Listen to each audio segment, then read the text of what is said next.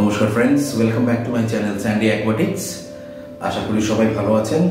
আপনাদের হোলি দোল কেমন গেল কমেন্ট করে জানাবেন, কারণ আমার খুব দুর্দান্ত গেছে, বিকজ আমি সারাদিন অফিসেই ছিলাম।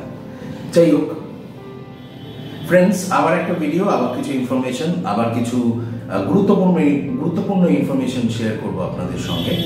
আজকে আপনারা হয়তো আমার থাম্বনেল দেখে বুঝতে পেরেছেন যে আজকে ঠিক কি ব্যাপারে আমরা ডিসকাস করব। সো টপিকটাকে আর বাড়াচ্ছি না, কোনো রকম কোনো বক্তব্য রাখছি না, ডিরেক্টলি টপিকে ঢুকে যাচ্ছি। ফ্রেন্ডস, আজকে আমাদের যে মাছটাকে নিয়ে আমরা ডিসকাস করব সেই মাছটা ভীষণ পপুলার একটা ফিশ, এবং আমি ঠিক এটা বলবো না যে বিগিনার্সদের জন্য খুব ভালো ফিশ, বিকজ কিছু কিছু কারণ আছে যে কারণে টাইগার বার্ব যে মাছটা নিয়ে আমরা আলোচনা করব সেই মাছটা বিগিনার্সদের জন্য খুব একটা ভালো নয়। তো কেন সেটা ভালো নয় সেটা বিস্তারিত আলোচনা আমরা করবো এই ভিডিওতে। বাট তবু যারা প্রথমেই ঘরে মাছ রাখেন, দেখুন কালারফুল মাছ এবং অ্যাকুয়ারিয়ামের মধ্যে দেখতে সুন্দর লাগবে এরকম কোনো মাছ যদি আপনারা চান, তাহলে আমার মনে হয় টাইগার বার্ব বেস্ট, বা বার্ব জাতীয় মাছ এত কালারফুল হয়, এরা বেস্ট হয়। সো আজকে আমাদের টপিক টাইগার বার্ব, দেখতে থাকুন ফ্রেন্ডস।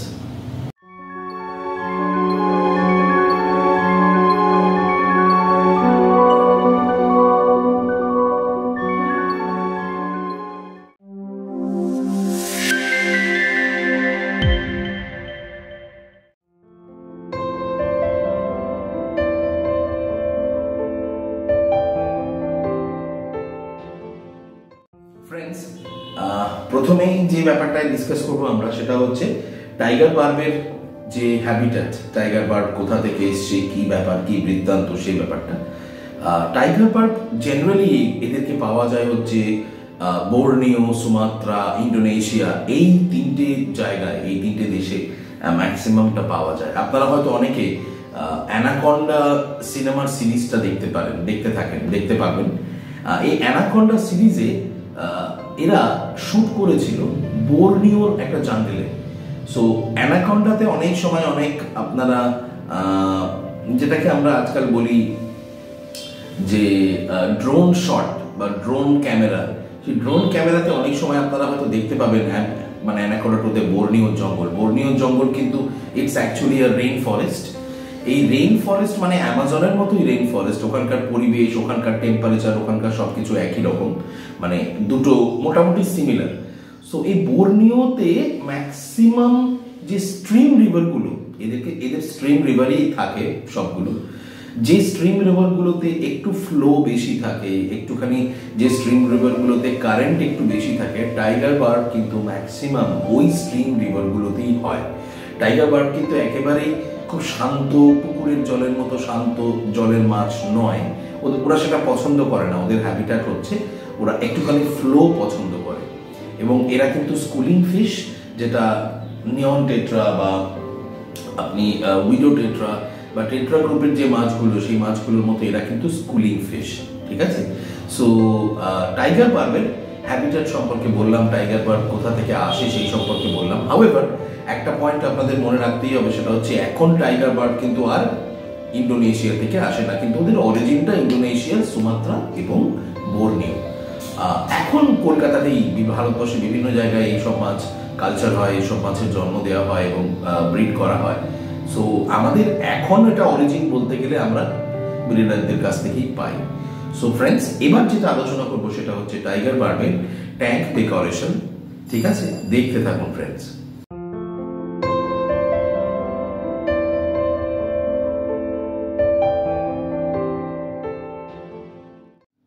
বন্ধুরা, টাইগার বার্বের ট্যাঙ্ক ডেকোরেশন আপনারা খুব সুন্দর করে করতে পারেন। টাইগার বার্বের গাছপালার প্রতি কোনো রকম কোনো প্রতিহিংসা নেই যে গাছপালা উপরে ফেলবে গোল্ডফিশের মতো বা অন্য মাছের মতো।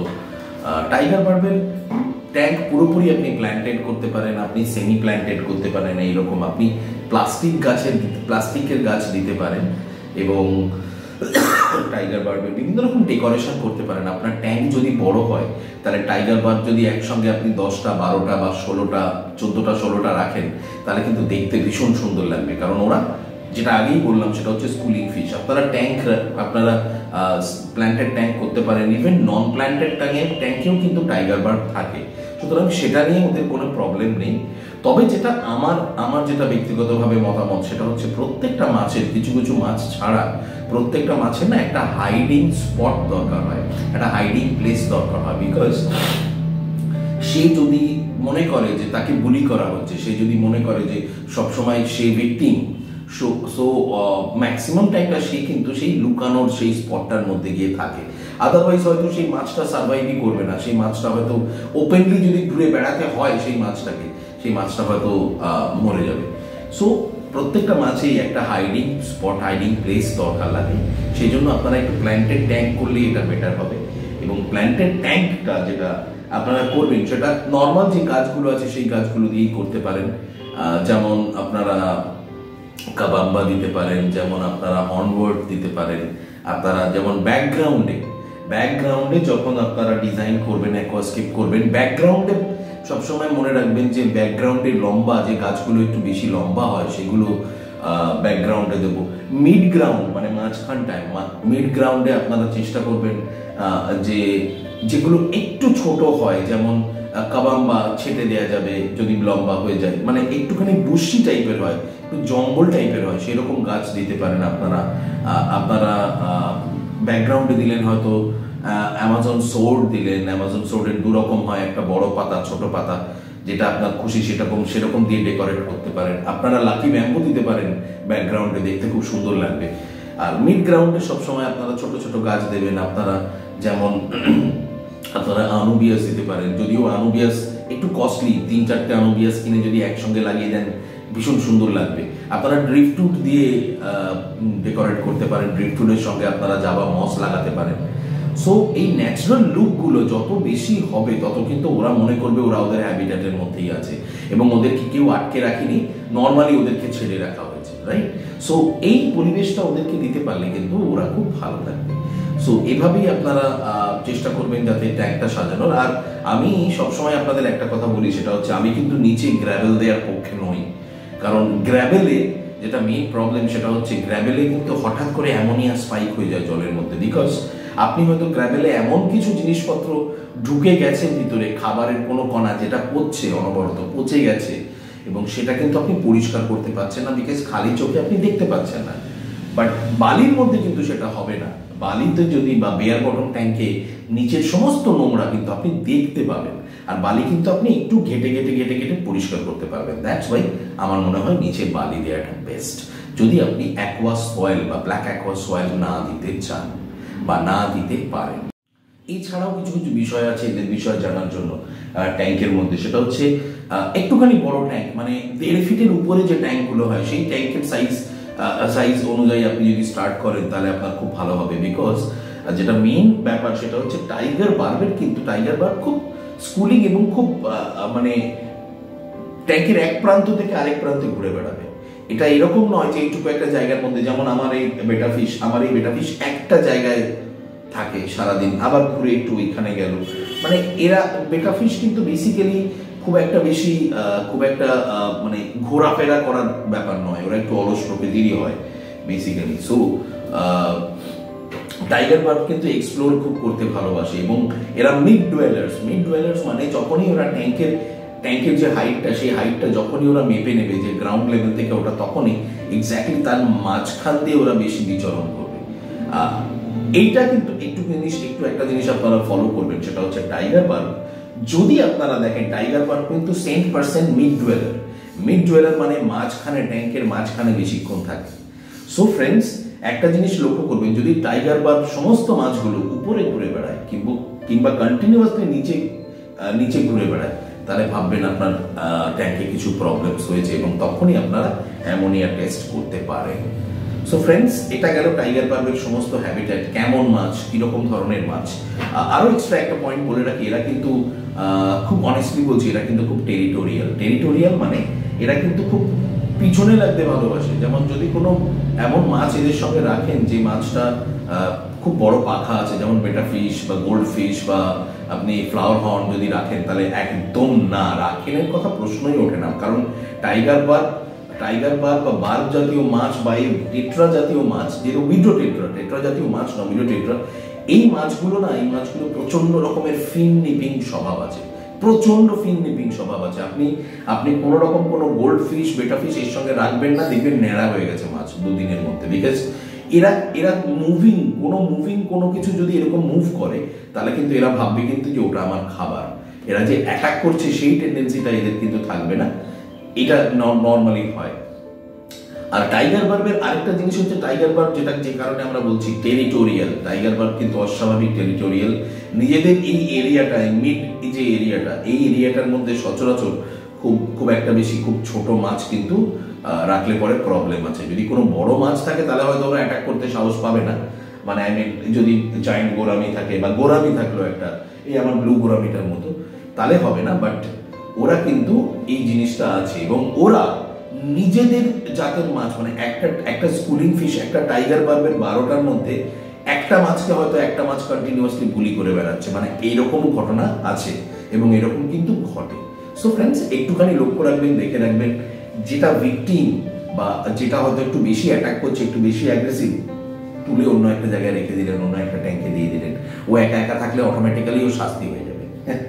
যাই হোক, যদি আপনাদের কাছে সেই অপশনটা থাকে, বাট আদারওয়াইজ কিছু না, আপনাদের সহ্য করতে হবে, দেখতে হবে চোখের সামনে একটা আরেকটাকে তাড়া করে বেড়াচ্ছে। সো ফ্রেন্ডস, এবার যেটা বলবো সেটা হচ্ছে টাইগার বার্বের ফুড সম্পর্কে। দেখতে থাকুন।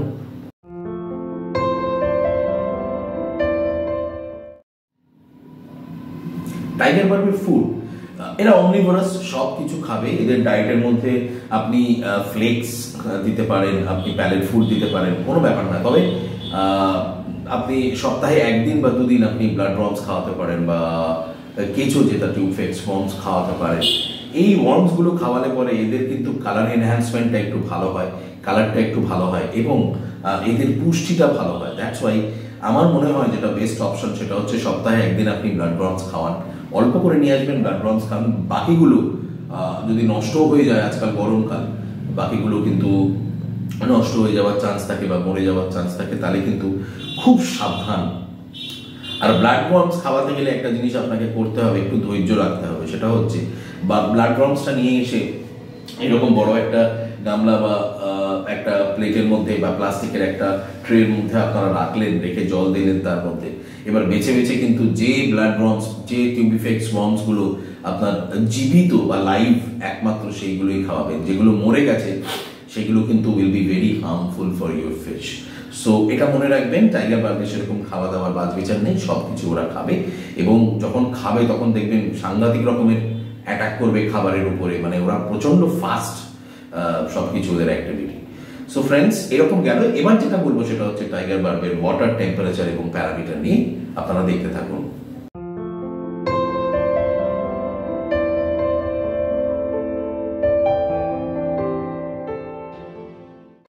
সো ফ্রেন্ডস, টাইগার বার্বের ওয়াটার টেম্পারেচার এবং প্যারামিটার, এই কারণেই আমি প্রথমে বলছিলাম যে it's not a beginner's fish. Tiger barb কিন্তু যদি পিএইচ লেভেল 6.5 থেকে 7 এর উপরে যায়, টাইগার বার্ব কিন্তু আপনাকে 24 to 48 আওয়ার্সের বেশি টাইম দেবে না। যদি 6.5 থেকে 7 হয় তো ঠিক আছে, আপনি ইমিডিয়েটলি একটু ওয়াটার চেঞ্জ করুন এবং একটু টাইগার বার্বের একটু দেখুন। এবং একটা জিনিস আপনাদের আজকে একটা ছোট্ট টিপস দিয়ে রাখছি, সেটা হচ্ছে যে টাইগার বার্ব যখন দেখবেন যে আপনার জলের মধ্যে একটু সামান্য আস্তে গন্ধ বেরোচ্ছে বা একটু টক গন্ধ বেরোচ্ছে, তখনই বুঝবেন যে জলের মধ্যে কিন্তু অ্যামোনিয়া স্পাইক হয়েছে, এবং আপনাকে কিন্তু কিছু না করেও অ্যাটলিস্ট 30 to 40% ওয়াটার চেঞ্জ করতে হবে। কারণ অ্যামোনিয়া স্পাইক হলে যে জিনিসটা আমাদের সব থেকে বেশি দরকার লাগে সেটা হচ্ছে বেনিফিশিয়াল ব্যাকটেরিয়া। সো বেনিফিশিয়াল ব্যাকটেরিয়াটা অ্যাড করার আগে আমার মনে হয় 30% অ্যাটলিস্ট আপনারা যদি ওয়াটার চেঞ্জ করে নেন, তাহলে বেনিফিশিয়াল ব্যাকটেরিয়াটার কাজটা আরও দ্রুত হবে, আরও তাড়াতাড়ি হবে, এবং আপনার মাছগুলো ভালো থাকবে। এই কারণেই আমি বলছিলাম tiger verb is not exactly a beginner's fish. So friends, এই জিনিসটা মাথায় রাখবেন। আর জলের টেম্পারেচার টাইগার বার্ব 22 থেকে 26 ভীষণ ভালো টেম্পারেচার, 26-এর উপরে যাওয়ার দরকার নেই। 22 নর্মালি যেটা আমাদের গরমকালে আমাদের ঘরের মধ্যে থাকে, বা আপনার যদি ট্যাঙ্কটা বাইরে এক্সপোজ করা থাকে, তাহলে কিন্তু 26-এর উপরে টেম্পারেচার উঠে যাওয়ার সম্ভাবনা থাকে। তখন তখন কিন্তু আমার মনে হয় বেটার হয় ট্যাঙ্কটাকে একটু ঢেকে রাখা বা একটু সানলাইট থেকে যাতে ট্যাঙ্কটা এক্সপোজ না হয় সেরকম ভাবে যদি আপনারা রাখেন তাহলে কিন্তু ভালো হবে। আর আরেকটা জিনিস আপনাদের বলি, টাইগার বার্বের ওয়াটার প্যারামিটার যে মেনটেন করার জন্য, ওয়াটার প্যারামিটার মেনটেন করার জন্য আমার মনে হয় একটা ওয়াটার টেস্ট কিট আপনাদের কিনে রাখা খুব ভালো। সো প্রত্যেক 2-3 দিন অন্তর অন্তর ওয়াটারটা টেস্ট করলে আপনারা বুঝতে পারবেন যে ওয়াটার কন্ডিশন কীরকম আছে এবং সেই হিসেবে আপনারা অ্যাকশন নিতে পারবেন। এই কারণে যেহেতু এটা স্কুলিং ফিশ, আপনি 10টা 12টা বা 14টা এর নিচে আপনি রাখলে পরে দেখতে ভালো লাগবে না। আমার মনে হয় বেস্ট থিং টাইগার বার্ব যে ট্যাঙ্কে থাকবে সেই ট্যাঙ্কে আর কোনো স্কুলিং ফিশ বা আর কোনো মাছ যতই ওরা ট্যাঙ্ক মেটস হোক দেওয়ার দরকার নেই, বিকজ যত মাছ বেশি তত বায়োলোড বেশি, তত অ্যামোনিয়া স্পাইক হওয়ার চান্সেস বেশি। সো ফ্রেন্ডস, এবার দেখলেন এটা। এবার নেক্সট আমাদের যে টপিক সেটা হচ্ছে কনক্লুশন। কনক্লুশনে আর কিছুই নেই। কনক্লুশনে কিছু ইম্পর্টেন্ট কথা আপনাদের বলে দিই প্রত্যেকটা ভিডিওতেই আমি। সেটা হচ্ছে যে ফ্রেন্ডস, যখন খাবার খাওয়াবেন কোনো মাছকে সবসময় এটা দেখবেন যে একটু ভালো খাবার যেন ওরা খায়, যাতে ওদের যাতে ইমিউনিটি পাওয়ারটা বাড়ে, ওদের যাতে প্রোটিন শরীরের মধ্যে যায় এবং ওদের যাতে বড় হয়। হাউএভার বলতে ভুলে গেছি, টাইগার বার্ড কিন্তু আপ টু 7-8 ইয়ার্স অবধি বাঁচে এবং 3 ইঞ্চি অবধি লম্বা হয়, মনে রাখবেন। সো ফ্রেন্ডস, আর বিশেষ কিছু বলছি না, খুব শিগগিরই আপনাদের সঙ্গে হয়তো দেখা হবে। আবার আমি অ্যানাউন্সমেন্টটা করছি, সেটা হচ্ছে যে আগামী 7 তারিখ, আগামী মাসের মানে এপ্রিল মাসের 7 তারিখ আমি সকালবেলা 8টা থেকে 8:30টার মধ্যে গার্লেন স্ট্রিট পৌঁছাবো এবং আমি যেখানেই থাকি না কেন আমাকে আপনারা দেখতে পারবেন পাখির হাট পেরিয়ে গিয়ে অ্যাকুয়ারিয়াম যেখান থেকে স্টার্ট হচ্ছে সেই সব অঞ্চলের মধ্যেই আমাকে আপনারা দেখতে পারবেন। যদি দেখতে পান ইমিডিয়েটলি এসে কথা বলবেন, আপনারা লজ্জা পাবেন না বা ভাববেন না আমি বিরাট বড় স্টার হয়ে গেছি বা কিচ্ছু না। আমি আপনাদের মতোই একজন। আমরা ওই যে বললাম একসঙ্গে একটু চা খাবো, একসঙ্গে একটু হয়তো গল্প করবো, সেলফি তুলবো, এটাও আমার একটা এক্সপিরিয়েন্স। আমি চাই আপনারা আসুন, আমার সঙ্গে ইন্টারাক্ট করুন। আর আরেকটা জিনিস আপনাদের, আমি একটা খুব ভালো জিনিস আপনাদের বলছি, সেটা হচ্ছে আমাকে আপনারা প্রত্যেকে কমেন্ট করে বা মেল করে একটা আইডিয়া দিন। আমি চাইছি অ্যাটলিস্ট সপ্তাহে 2 থেকে 3 দিন বা 2 দিন ধরে রাখুন আপনাদের সঙ্গে ডিরেক্টলি ইন্টারাক্ট করতে। লাইভে গেলে আমি একমাত্র বকবক করতে পারবো, আপনারা কথা বলতে পারবেন না, সেরকম ভাবে সুযোগ পাবেন না। আমি একটা জিনিস ভেবেছিলাম, সেটা হচ্ছে